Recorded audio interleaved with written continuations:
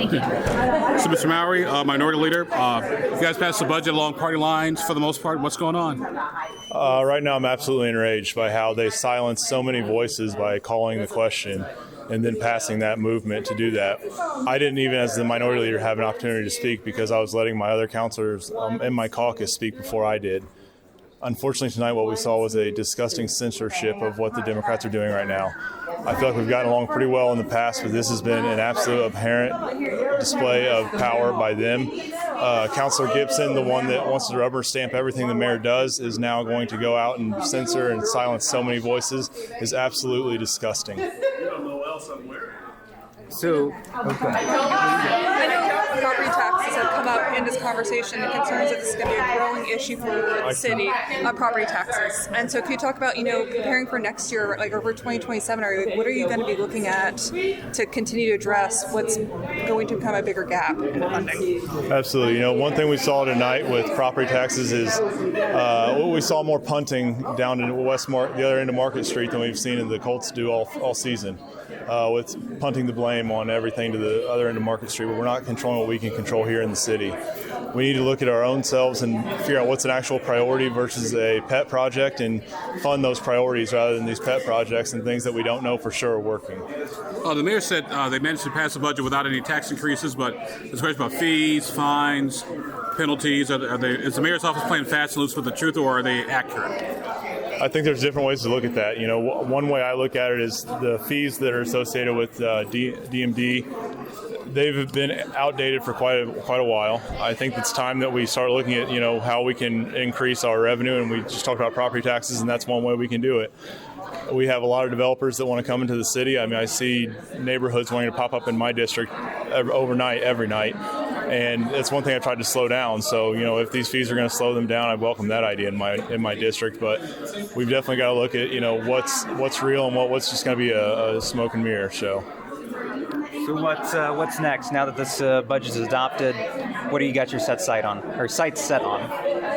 Our sights are going to be set on making sure our voices are heard, unlike they were tonight. I think it was something that we need to really hone in on, and we need to make sure that moving forward that all these fiscal proposals that are going to come for the fall, that we have adequate representation on and that we're getting our voices heard, not silenced by some councilors. What about next year? Because next year the budget's supposed to be a lot tougher with more property tax caps coming in and the effects of Senate Bill 1.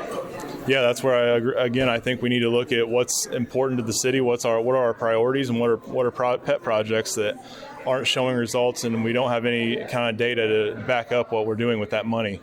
We talked about the elevation grants, and while they may be doing great things, we don't know that because we haven't been relayed any data to show that. And until we can actually have data to show that, I don't see how we can continue to fund something until we have that data to show that we're actually getting a return on our investment.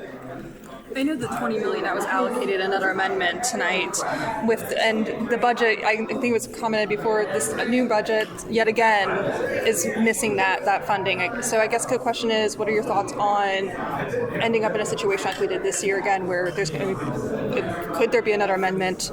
And if so, what are the challenges with that of trying to find funding to help these programs? Yeah, another amendment is always possible. And we see things all the time where we hear this is a balanced budget, but yet we have these amendments that come back in front of us. And to me, they seem very forecastable if we actually look at what we have in the upcoming year. So while this is something we need to get, I think we could have done a little better with how we use that money. We definitely have to be able to be better forecasters of our finances. Final question for you. Obviously, it's budget time. The city just did its budget. Pike Township is doing its budget. The Pike Township Board has asked for basically a 180% raise. I did some research. The council would have to sign off on that. I know this is probably the first time you're hearing about it. Any thoughts on township board members getting a 180% raise? I don't think that's something we need to be entertaining right now. And we have heard so many times tonight we're in such a tight budget session this year and the next year as well. So looking at raising the salary of a township board member is not something I think we should be entertaining right now. Thank you.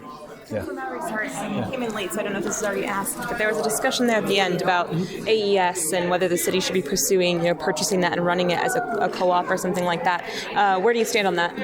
It has to make fiscal sense for the city. We can't be going into these things like we've done in the past and having to bail people out. But if it makes sense for the city and we can actually work on a budget that's going to allow that, then maybe we look into that. But right now, I want to know more before I make a decision on how we would actually do that. It costs you $11 billion.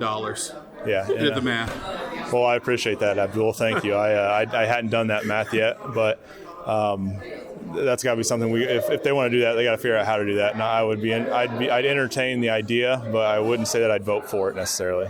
Thank you. Yeah.